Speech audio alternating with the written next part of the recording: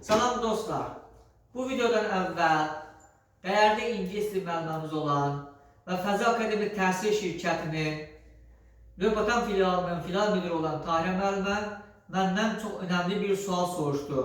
Qəbul imtahanından əlaqəli. Mən də istədim ki, bu sualın cavabını video qarşısında Tahirə müəlliməyə verim. Həm Tahirə müəllimənin məlumatı olsun, həm də sizin məlumatınız olsun.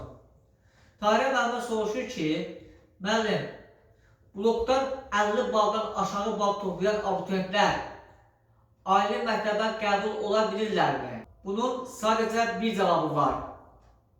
Blokdan 50 baldan aşağı toplayan abituriyentlər ixtisas seçiminə buraxılmırlar və ali məktəbə qəbul ola bilmirlər. Bəs blokdan 50 baldan yuxarı, 100 baldan aşağı toplayan abituriyentlər ali məktəbə qəbul ola bilirlər. Əgər həmin abituriyentlərin balı, ümumi balı 50 baldan yuxarıdırsa, həmin abituriyentlər qruplar üzrə bəzi ixtisasların ixtisas seçiminə buraxılırlar. Yəni, ali məktəbə qəbul olma şansları var. Amma qəbulda, blok imtahanında minimum balı 100 bal və 100 bal üzəri olan və ümumi balı 200 bal və onun üzəri olan abituriyentlər isə bütün ixtisasların ixtisas seçiminə buraxılırlar.